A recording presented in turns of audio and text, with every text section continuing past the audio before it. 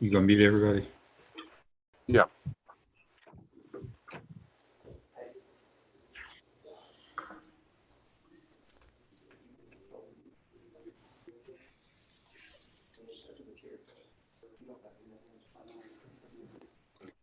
I got it on share screen. They don't see me.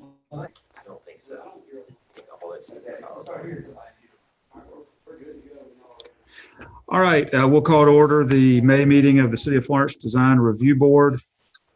For purposes of the record, this is Pierce Campbell. I am President in City Council Chambers with city staff. The rest of the board is present via Zoom. I have seen Julia Bike, Jamie Karsten, Jay Ham, David Tedder, and Carrie Andrews. Are any other board members present? Okay, that's 6 board members, so that will be a quorum. So we'll go ahead and get started. First matter of business is approval of the minutes from the March meeting. There was no meeting held in April. Do any board members have any additions or deletions from the minutes? Hearing none, all in favor of adopting the minutes as presented, say aye. Aye. Any opposed? All right, minutes are adopted. Board members, your information, we will take voice votes. If I hear any a vote for both yes and no, then we'll go back and take a roll call vote to determine what the outcome of the vote is. The first matter before us today for public hearing is DRB case number 2020-10. It's a request for a certificate of appropriateness to allow the demolition of buildings located at 159, 161, and 163 North Coit Street, tax map numbers 90073-15-009 and 90073-15-024. Also demolition of the property located at 364 West NB Baruti Street, tax map number 90073-15-014. The demolition of the property located at 150 North McQueen Street. That's tax map number 90073-15-021. Demolition of the property at 156 North McQueen Street, tax map number 90073-15-028. And the demolition of the property located at 168 North McQueen Street, tax map number 90073-15-015. Each of those parcels is located in the D2 Downtown Central Overlay District. We'll now take staff's report. Good afternoon. The applicant, which is the City of Florence, is seeking the certificate of appropriateness to demolish 5 buildings to make way for the urban square mixed-use development, which are going in on the block bordered by Evans Street, Coit Street, Baruti Street, and McQueen Street. As you can see on this map, it shows you where those 5 parcels are. And here's a closer look at that block with those 5 parcels. There are two building, it takes up 2 parcels for the North Coit Street parcel. They're all zoned central business district. And the reason they're being taken down is to make way for a mixed-use development involving commercial properties, apartments, parking garage, just replacing the former Florentine building. These are photographs of the one on the left is the buildings at 159, 161, and 163 North Coit Street. The building on the right there is 364 West NB Baruti Street. And then here are the photos for 150, 156, and 168 North McQueen Street. None of them are older buildings, and they all have received records of official action from the Historical Commission for permission to demolish them. So that concludes staff report. Thank you. Do any of the board members have any questions for staff?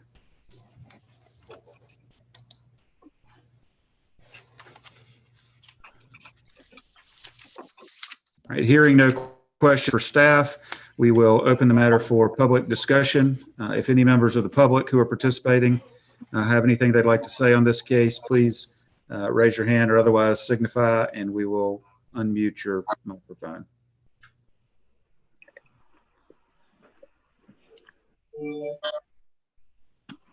All right, hearing none, we will close the public hearing and open this for board discussion.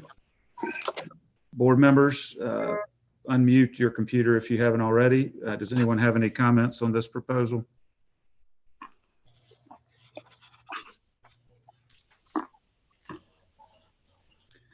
All right, hearing none, is there a motion? Mr. Chairman, I'd make a motion that would approve the request as submitted. Okay, Mr. Andrews has moved that we issue the certificate pursuant to the request as submitted. Is there a second to that motion? Second. There's a second by Mr. Ham. Any further discussion? All in favor signify by saying aye. Aye. Any opposed? All right, the city will get the certificate.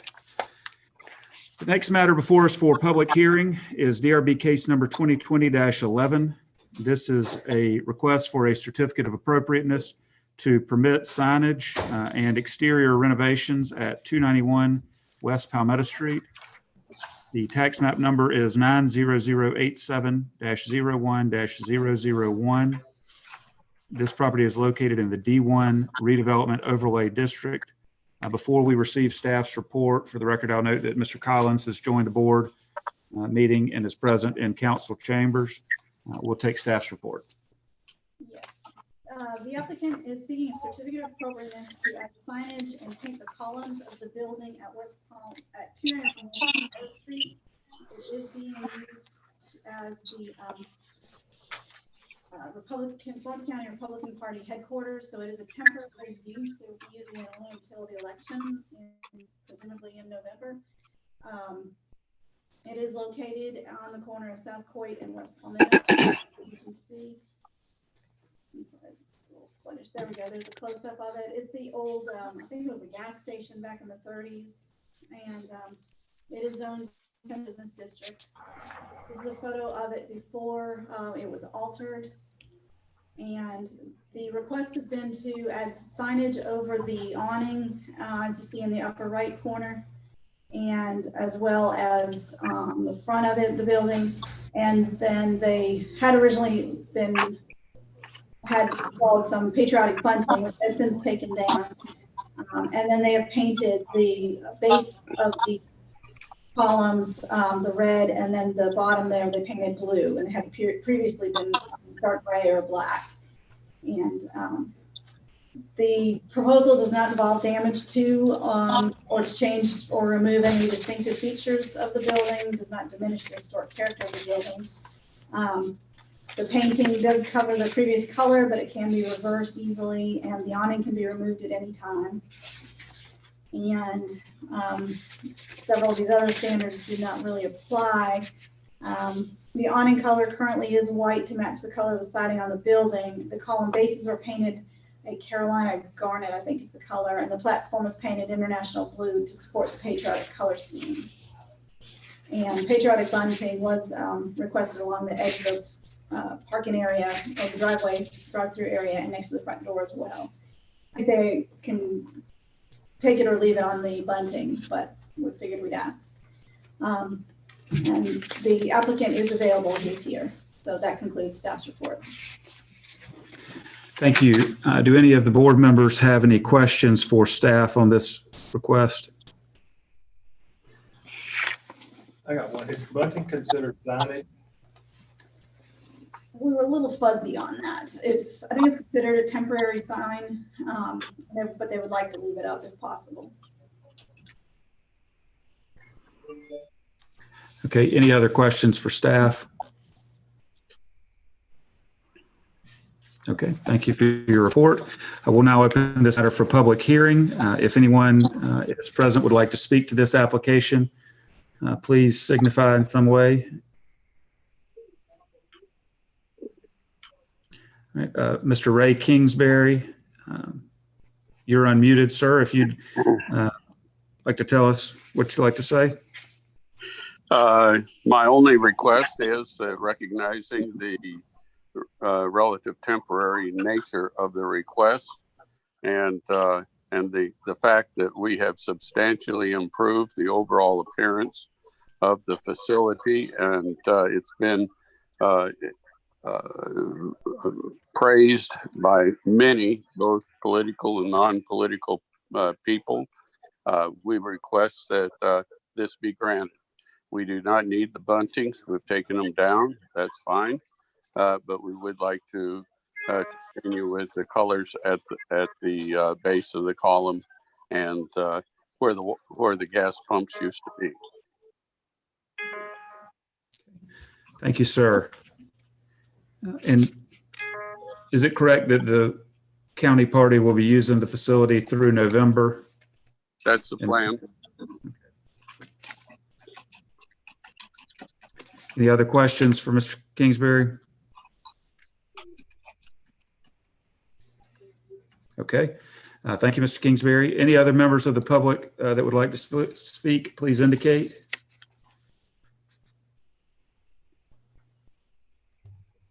Okay.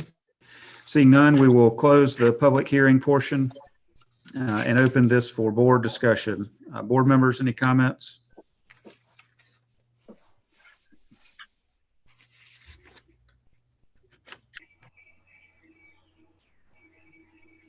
Hearing none, is there a motion?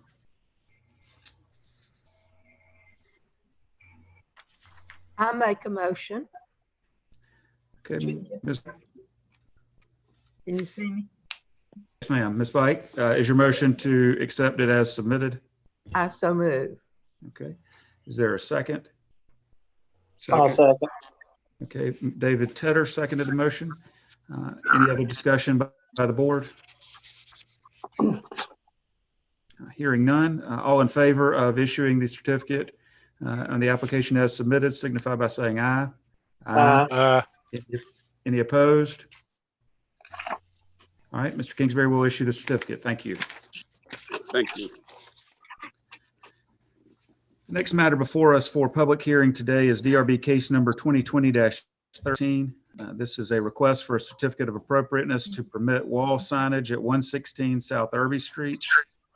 Property is tax map number 90168-02-027.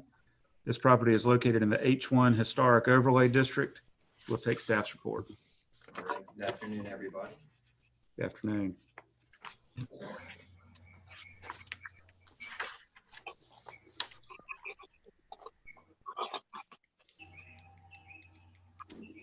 All right, the applicant is seeking a certificate of appropriateness for new signage at the building at 116 South Irby Street. At this time, the wall sign has already been installed without proper permitting. Here is a vicinity map. It's at the corner of West Evans Street and South Irby Street. This actually used to be, She Magazine actually had a spot in this location. And here we are, zoning map. It's the Central Business District. So here's the wall sign location. Street. And here's some site photos taken from some different perspectives. This is for Securitas, an IT company in the downtown area. Just a little bit closer view of it. So the design guidelines for signage in the Historic Overlay District, it recommends that signage is mounted flat to the wall or perpendicular, and that signs would take into account architectural elevations.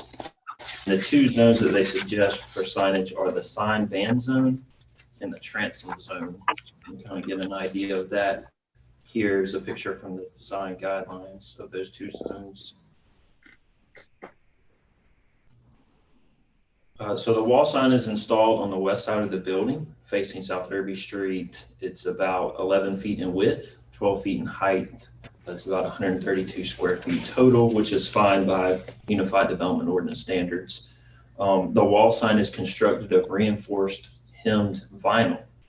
So it looks like it has a large frame, and then it looks like maybe it has grommets throughout the structure to keep the sign taut. But the material is akin to what's used in temporary signage in the city of Florence for painters. So that does kind of call into question the durability of the sign, and also it's not located in either one of the prescribed zones in line guideline. The Securitas sign occupies the same wall space as She Magazine. She Magazine would change out their signage with each monthly issue. So they were allowed to have the hemmed vinyl sign, more of a temporary nature, just because they were changed out so frequently. And the proposed wall sign is not illuminated in any way. And that concludes staff's report. Thank you. Do any of the board members have questions for staff? I do. So this sign that's there now is the same size as the previous signs that the other company put up there? Same location, same dimensions? It looks to be the same location, the same sort of sign made of the vinyl, kind of more of a temporary type material. I'm not sure about the exact size of the sign though. Any other questions for staff? Right, Was there hearing any none- particular, I have one more question. Is there any particular reason why the application was not entered before they did the work, or was there just, they didn't know about it, or? I think they were just unaware, and I think maybe they had seen the She Magazine sign in the past and thought that there was a precedence for it. Figured they were okay. Yes, sir. Okay. Okay. If there are no other questions for staff at this time, we'll open the matter for public hearing. If anyone would like to speak to this matter, please indicate. All right, Mr. Crossan. Good afternoon. The sign in question is mine. I was unaware that it would need to go through an approval process. To answer the question earlier, it is literally the exact same outline and frame that She Magazine used. I did not change that. I just took down the, for lack of a better term, advertisement that she had and put up the signage for the business that is residing in the building. I honestly, it was sheer ignorance on my part. I have no excuse for that. I did not know there was an approval process, and this is me attempting to rectify it. That's all. Thank you. Okay, thank you. Any questions? Anybody have any questions for Mr. Crossan? Any other members of the public would like to speak to this application? All right, hearing none, we'll close the public portion of the hearing and open it for board discussion. Any board members have any comments? Oh, I'm making, Pierce, real quick, I'm making an assumption that the dimensions and so forth, that's the you know, that is kind of what my question went to. It's very prominent. And I'm making the assumption here that the signage that She Magazine used was approved.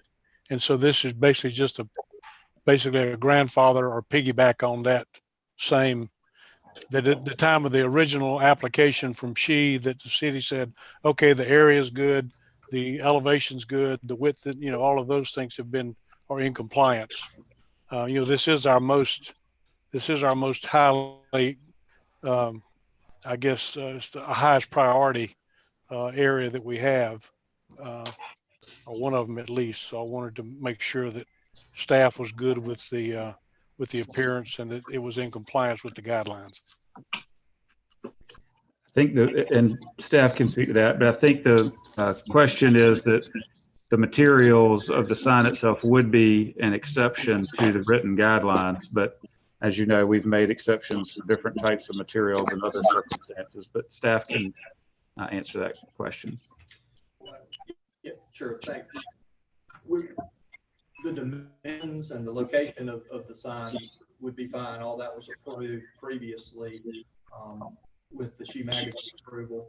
It's the temporary nature and the material of the sign and the lack of durability in that material that we're concerned about.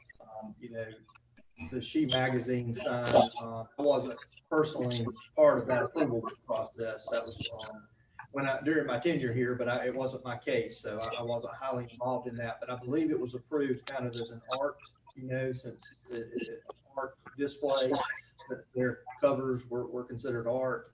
And it was also changed out every month. So the lack of durability wasn't a huge issue there. But especially in the downtown, we do like to see signs that are made of a durable material, preferably with some dimension to them as well. Thank you. Mr. Chairman, Yes. I wonder if Mr. Crossland, and we definitely support all downtown businesses and certainly understand how this came about, but if you would be willing to work with the staff, allow the existing sign to stay for say 30 days and work with staff to maybe address some of their concerns and come back to the board at our next meeting. If I may, not trying to interrupt, but yes, I'm perfectly okay with that. Obviously, I have no qualms or issues doing that. Okay. I would just maybe suggest, if that's a motion you're going to make, Mr. Ham, that given the coronavirus world, 30 days to do anything might be a big wish. So maybe more like 90 days or 120 days might be more realistic. Well, I was thinking about more just to come back with a proposal on what the new sign would look like before. But I can obviously, yes, 60 or 90 days. I don't think anything is the sign's not going to weather or fade in that time. So that's just a suggestion. If the other board members have comments. Mr. Carl, I'm not sure if they can hear you down there. This is the microphone. Yeah, I'm gonna move this way. I was just wondering the She Magazine's last sign, after they, I think, closed, it continued to stay up for quite a long time. And I didn't really see it degenerate at all. So I'm thinking that I don't think it would be, if it's of a similar material and similar nature, I think that, I think 120 days would probably bridge the gap without any negative sort of, and give everybody a chance to go through the process. I would amend that if that's a motion, I would amend it to maybe 120.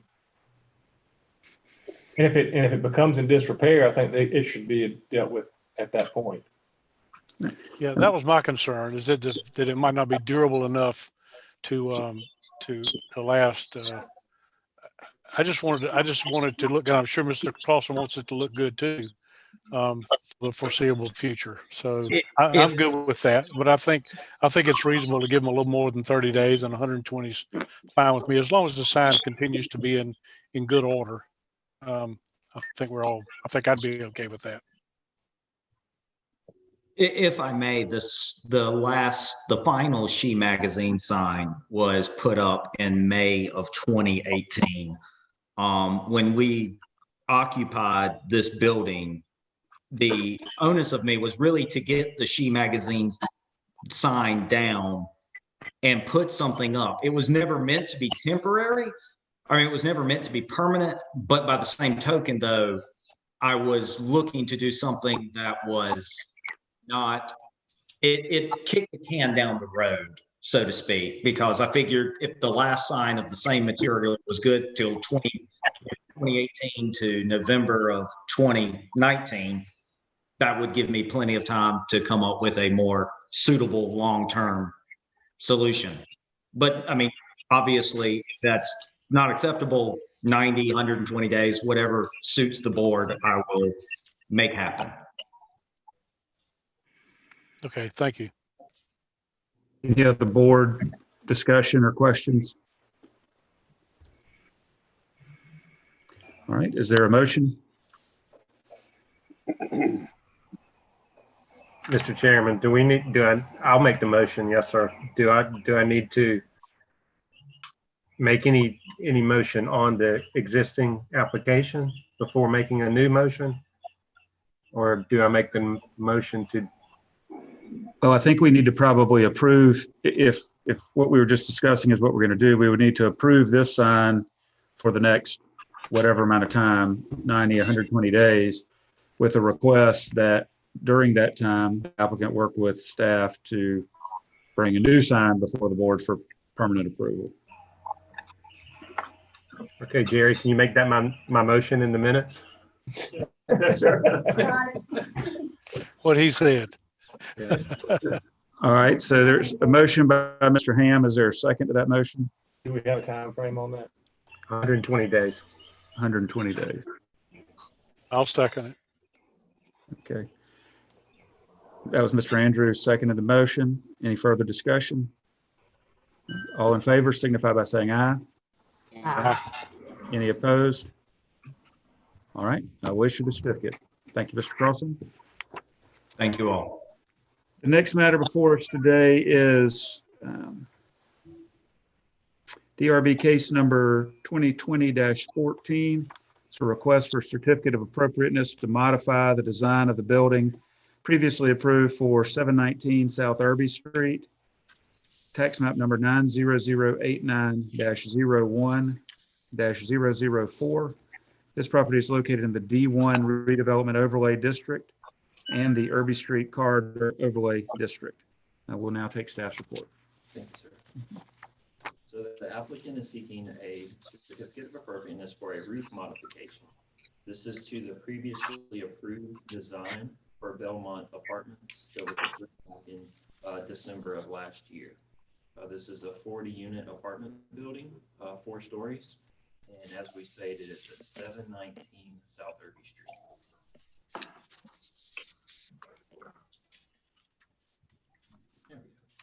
So here is the vicinity map. It's fronts on South Irby Street. It's actually right next to Creel Tire. They're using it as sort of a parking spot and also just a vacant lot. Here we are in the AC zoning district. And here's some current site photos. They're not current, but they are recent site photos. And as you can see, it's just overgrown and vacant. Just a refresher, here's a site and landscaping plan of the 4-story Belmont Apartments. Here are the approved elevations. These were approved in December. So in the original approval, they were asking for a flat roof. So these elevations show a flat roof, and here are the same elevations with the sloped roof that they're proposing. So that was previously approved, and this is what's proposed now.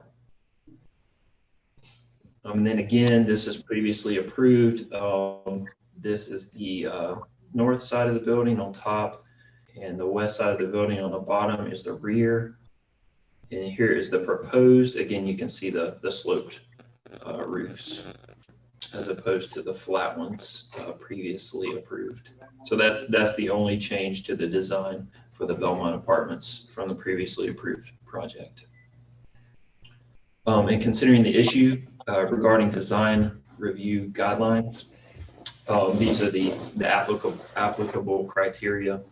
The height of an alteration construction should be compatible with the style of the building and with the surrounding buildings. The roof change is going to add some elevation. We're looking at about 52.5 feet high. And the maximum height in the ordinance calls for 45 feet. And you can mitigate that with increased side and rear setbacks, which this lot does afford to Belmont Apartments. In some other large buildings in the corridor, you have Florence County Library. It is 55 feet in height. The old Florence County Library is about 44 feet high, and the current building and planning department is about 49 feet high. So there are some some buildings in the area that are also of that height. The design of the roof should be compatible with architectural style and character of surrounding structures. The previous roof was flat with parapets of varying heights.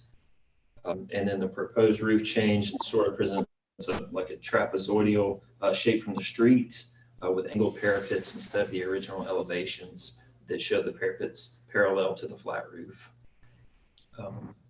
The scale of the buildings or structures after construction are within line with the style and character of surrounding buildings. Most buildings in the area are 1 to 2 stories in height, but as we stated, there are those taller buildings around in the area. Some up to, this one's going to be 52.5 feet high, and the tallest one is the county library, about 55 feet high.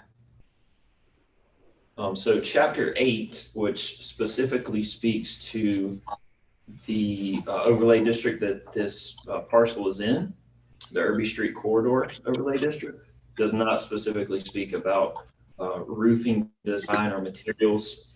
So it leaves that up to other chapters of the design guidelines. So chapter 5, the arts and cultural overlay, which is the closest overlay district to this parcel. It talks about introducing, let's see, downtown arts and culture overlay. Because of civic and other large-scale buildings are more in the downtown area, they will naturally be more visually prominent. And it talks about slope roofs being encouraged more than the flat roofs that we typically see in the heart of our downtown in the historic overlay district. And also chapter 4, this is more of the heart of downtown, the downtown central district, actually encourages flat roofs. So the arts and cultural is more, hey, you know, we slope roof, add a little bit of character to the design, and the more central located areas are more the flat roof. So this one being close to arts and cultural with a slope roof, it will have 30-year architectural shingles. The color will be black walnut. And that concludes staff's report. Thank you. Are there any questions for staff? Can you go back to the elevations again, please? Absolutely.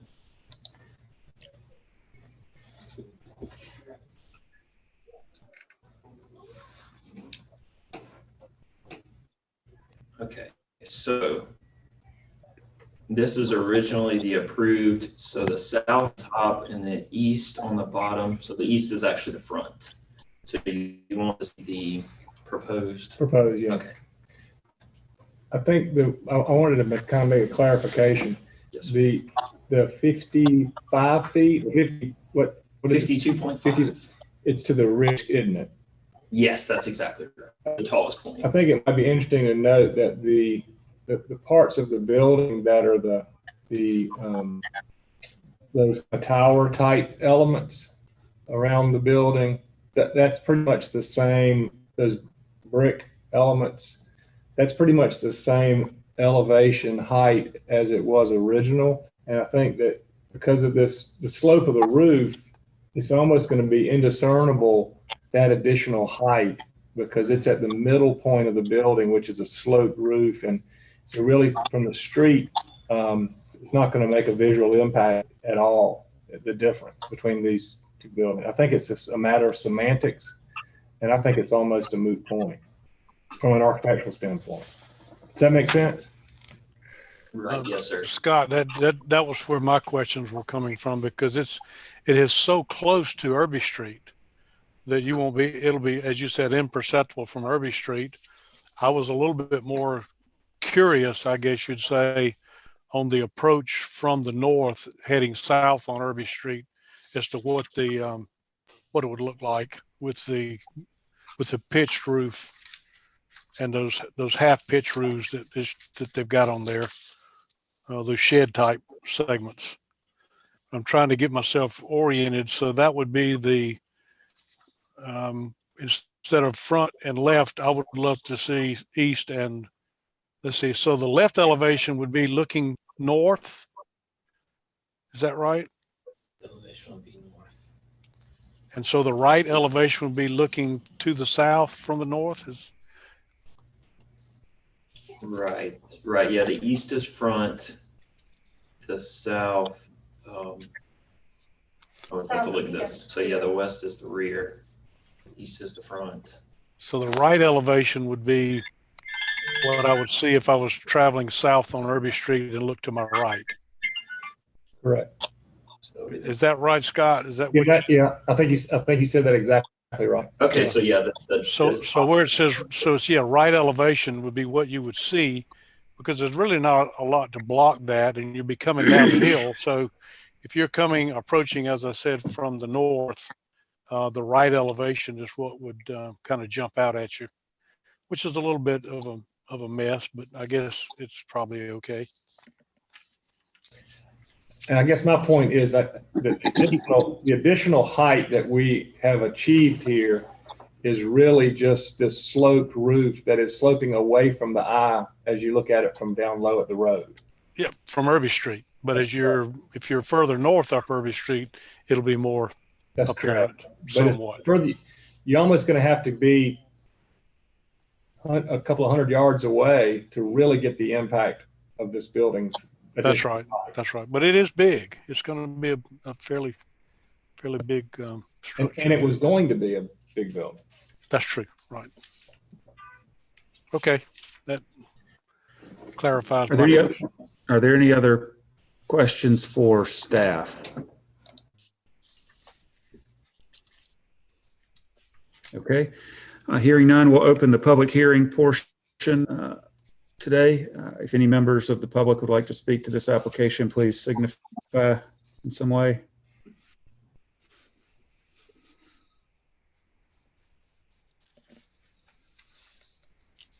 Okay, hearing none, then we will proceed with board discussion.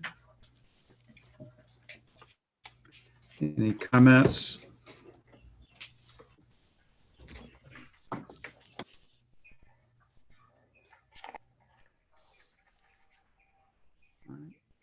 Hearing none, is there a motion? I make a motion that we approve the submittal as presented. Mr. Collins makes a motion to approve as submitted. Is there a second? Second.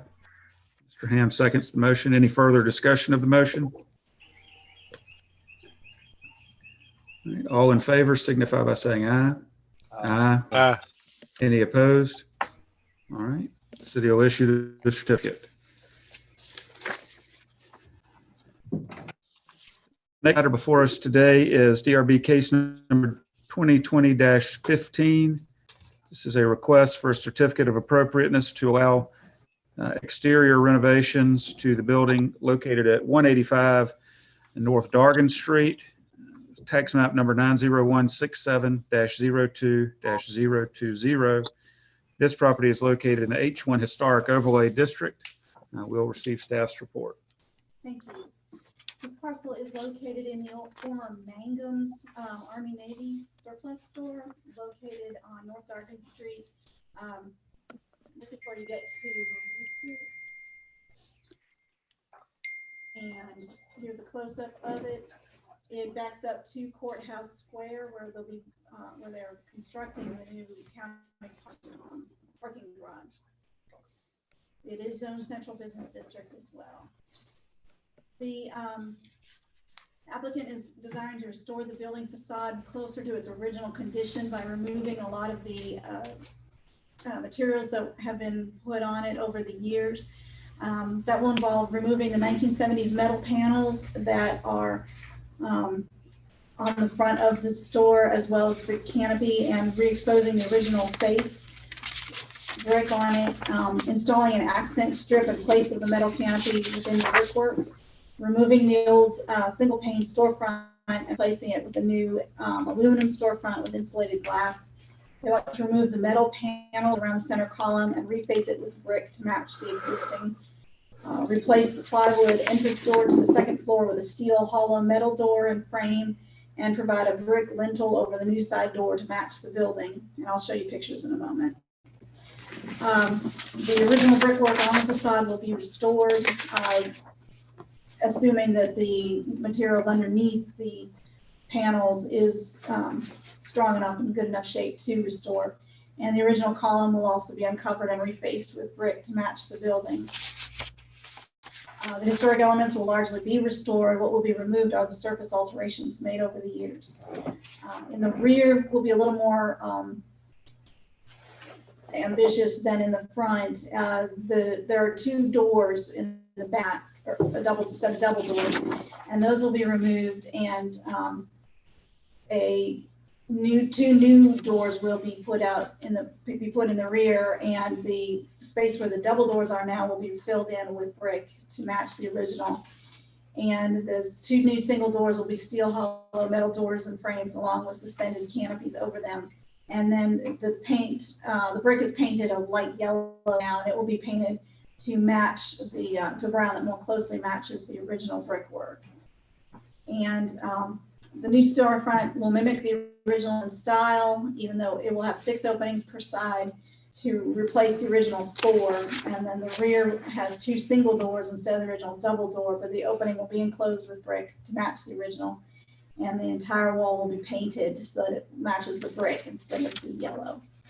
The decorative plywood door, the second floor, will be replaced with a metal door painted white so it'll match the trim work, and the lintel above it will be filled in with brick. And the areas damaged by the installation of the metal canopy on the front will be filled in with a decorative accent strip. Synthetic stucco will be used to give the appearance of cast stone due to their concerns about the ability of the old brick and mortar to support the load of cast stone. So here's the current front elevation, and you can see the white panels that were put out probably in the 1970s. Those are what will be removed and the brickwork underneath restored. The metal canopy that comes out from the building will be removed, and that's where the decorative strip will be placed.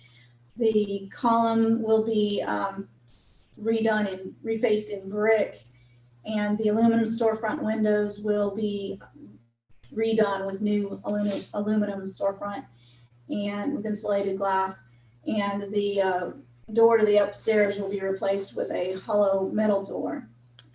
And then in the rear, the double doors and canopy will be removed, and that space enclosed with brickwork, and 2 individual doors with canopies will be put in their place, and those will be hollow metal doors as well. And here are the materials, color samples of the materials that will be used. The brick and the paint will be try to match the original brick color as closely as possible, as well as the synthetic stucco, just as a contrast, but will look like stonework. And then the aluminum storefront doors and frames. And that concludes staff's report. Thank you. Are there any questions for staff? I've got one question. The existing column that's out front, I understand it's going to be the covering is going to be removed, and we'll be exposing the original column. Why are we then covering up the 100-year-old original column with brick? The applicant is here. I don't know the answer to that. Okay. There was no explanation for that? No, I assumed it was just a metal pole underneath. I don't know what's under there. Okay. Any other questions for staff?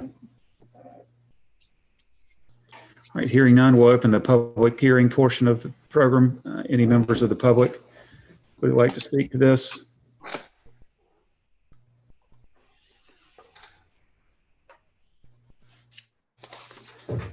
Mr. Ward, do you happen to have an answer to the question about the column? I do. Thank you, Mr. Chairman and members of the board. We anticipate that it's just going to be a single tube steel column underneath that box that was there. And we're not even sure if that column was original to the building or not. So that was our intent, was to go back and try to do a more decorative finish around it. If it's just a round tube column that we anticipate it to be, it's going to appear too small to support the load, even though it can support the load, but psychologically it may just make people feel uncomfortable.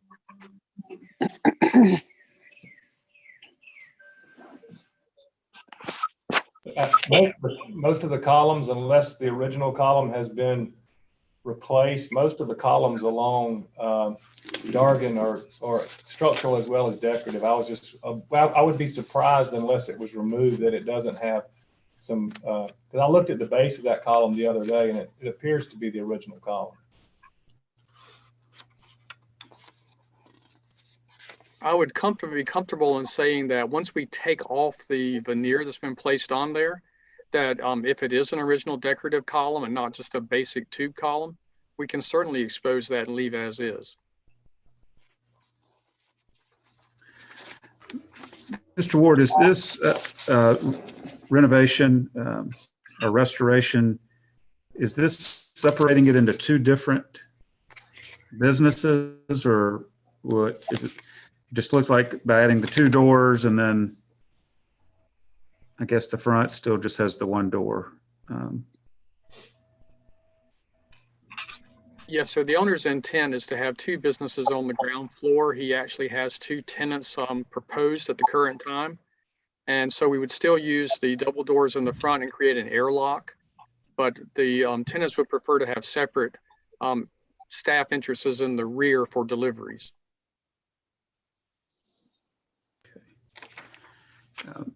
I actually have a question for staff. I forgot to ask. The entrance to the second floor on the left, it says it would be a hollow metal door. Is that an approved door? That was one of the things that needed y'all's approval.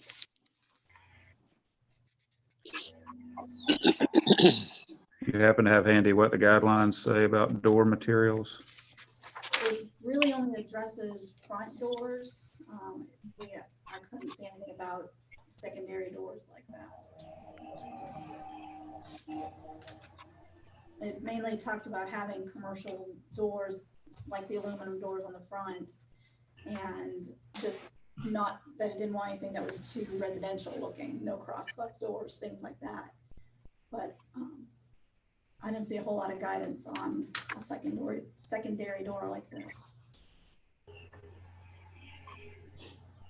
Mr. Dudley? But it would face the street though. Right. You know, a lot of times the metal commercial doors are very suitable for rear entrances or side entrances. But for front facing door, I think I would leave that at the discretion of the board. Typically the doors that face the front of the street are a bit more decorative in nature and lean more towards, you know, a wooden type door or a historic type door. And I don't know what the original door looked like, to be honest with you. Mr. Ward, do you know if there's an objection by you or the owner of having that door to the second floor more of a, I guess, aluminum and glass style door, similar to the other doors on the street? There wouldn't be an objection. What I would prefer would be to have a solid wood door there if possible. Because that space is not occupied at the current time, we don't want that to be misinterpreted as an active door for the tenants on the ground floor. So if it could be a solid door of another material, that would be preferable. Okay. Any other questions for Mr. Ward? Any other members of the public that would like to speak to this case?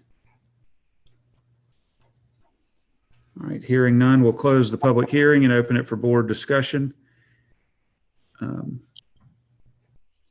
I think this is, I mean, for the most part, exactly what we want people to be doing to these buildings. So this sounds great. I do have a little concern about the hollow metal door. I don't know what other materials would be appropriate. I mean, is there an objection to it being a wooden door? Does staff have any other proposals that? I'm just thinking of like downtown Charleston, which Mr. Ward I know is familiar with, and maybe find something similar to what some of those doors look like. We can do that. And also there's a possibility it could still be a hollow metal if that's acceptable. If we had, like, say, a 1/2 panel door or a 1/1 panel door, just not a flat face front. We're looking at the fact that there's no overhang or anything. The door that's there has deteriorated so much with the elements, just having something that would hold up to the. And I take it this is really just a temporary door? I mean, that eventually something would go upstairs, hopefully, and some different entrance would be created? That's correct.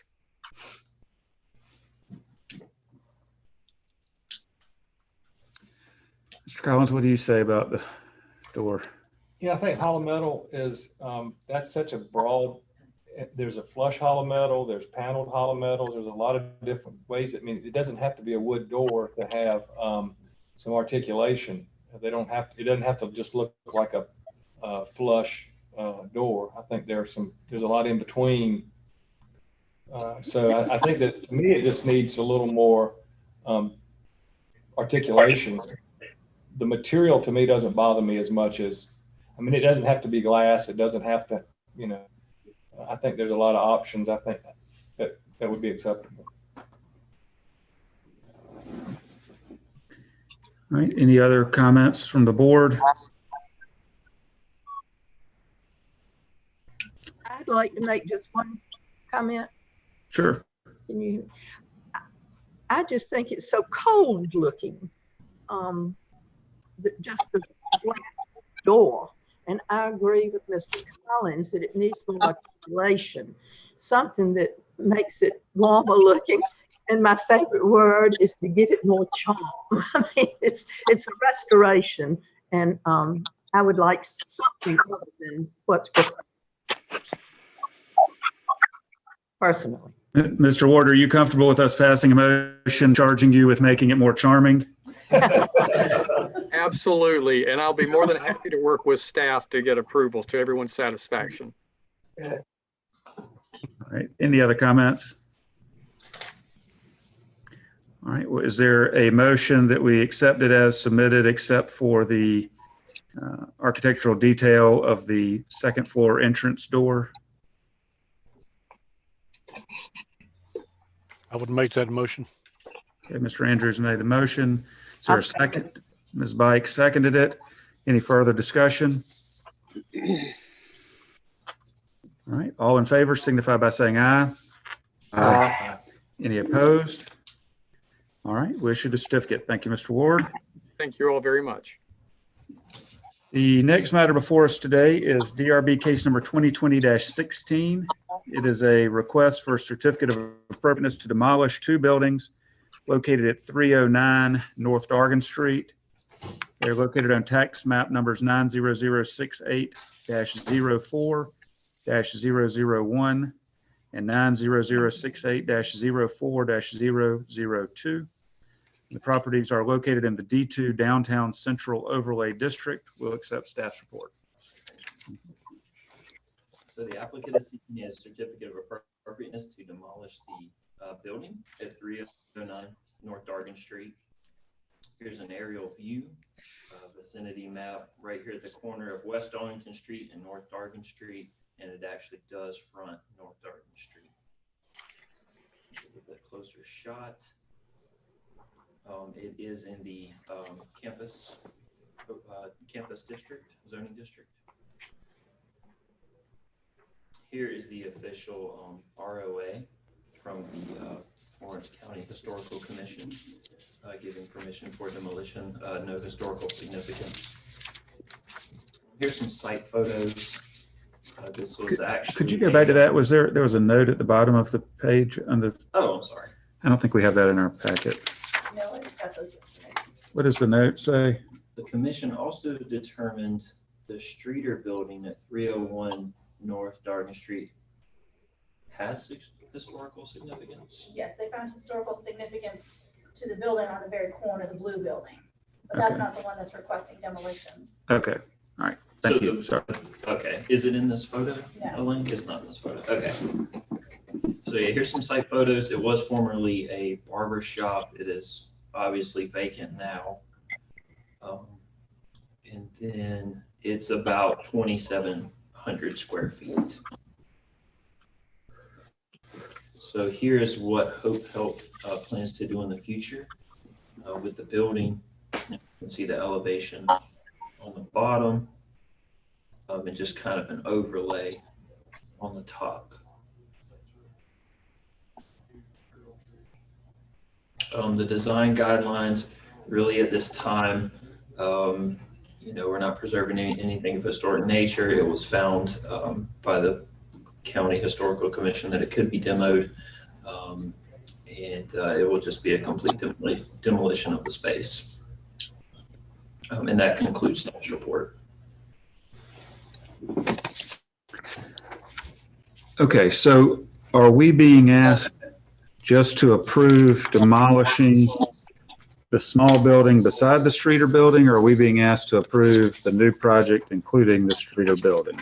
It's my understanding this is just for the demolition with kind of a sneak preview of what's to come.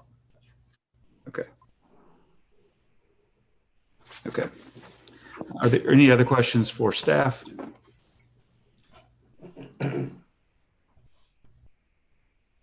Mr. Chairman. Yes. So are there requirements for, once the demolition is done, what the applicant has to go back on the vacant lot with? If there are landscaping requirements or sediment control, what's the typical? We've typically required removal of any foundation materials, leveling, and then sodding or planting on the property. Right, some sort of erosion control. Mm-hmm. Am I correct that that will open up a very prominent view of the recycling facility behind it?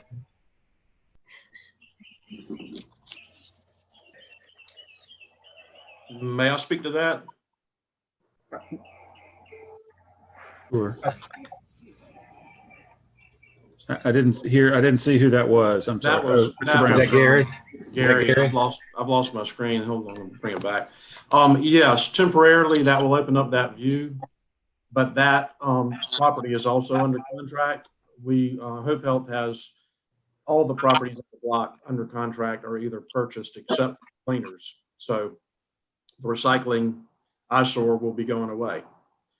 The other property, the Arnold warehouse that's covered in stucco, is also a historic structure underneath all of that beautiful black stucco. So we also intend to renovate and restore that in the future. It's also under contract. But the recycling mess will go away. So, and that conceptual plan and elevation is just sort of a placeholder. We're not sure exactly what we're putting there, but we know something around that size and to address the streetscape appropriately. So we've just been talking about that internally. We're excited about the Streeter building. We want to soon restore that. That is a historic building, and the second floor is pretty much intact with its historic elements. The first floor is lost pretty much. I'll call them renovations that have been going over there the last 50 years. So it's a mess, but the second floor is good. Mr. Brown, I'm sorry, we didn't hear that last comment. The second floor of the Streeter building, that's the one on the corner, the historic fabric of it is still intact. It's been used for storage all these years, thankfully, rather than renovated into nightclubs and under other kind of, I don't know exactly what they've been doing in there, but the first floor is a mess.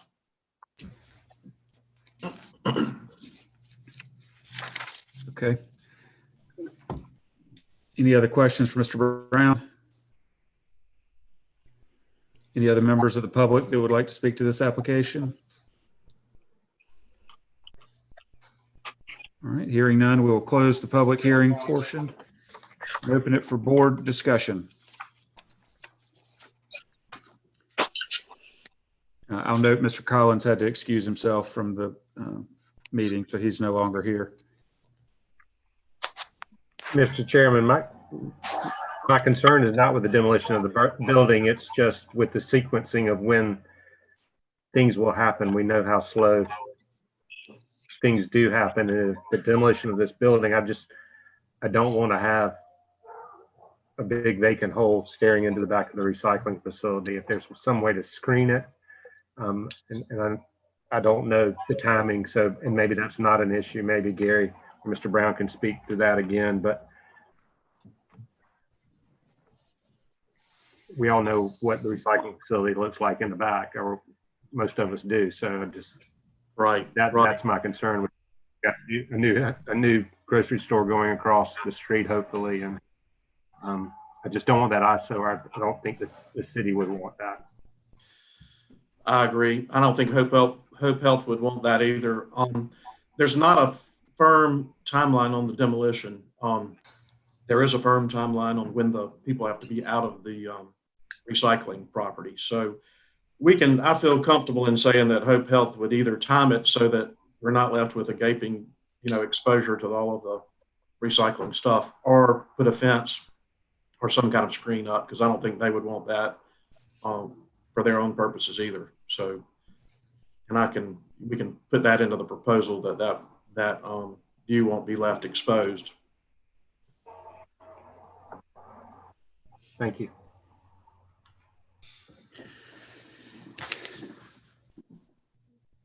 My only other question, Mr. Brown, is that it looks from these pictures, as best I can tell, that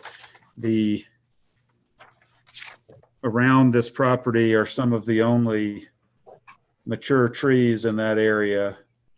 Obviously, if some big construction project happens later, those may become an issue, but for now, they're not requesting any of the trees be taken down. That's correct. Just the building. We're concerned with the building and its condition, and people that tend to be attracted to those kind of buildings to live in. Okay. Any other board discussion? Is there a motion that we approve with the stipulations that appropriate screening be considered at the time of demolition, and that the foundational materials be removed and sod or other plantings be planted as necessary for erosion control?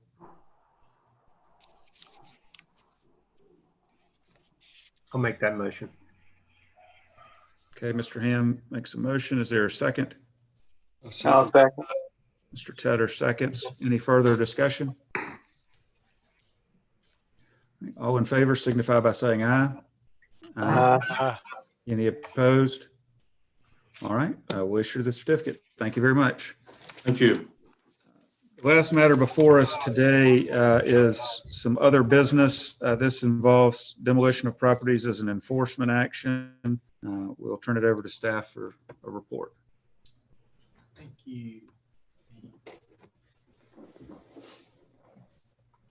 Pull up my.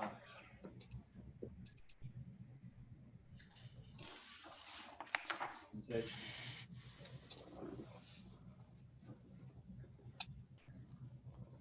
I did want to just bring up as other business real quick.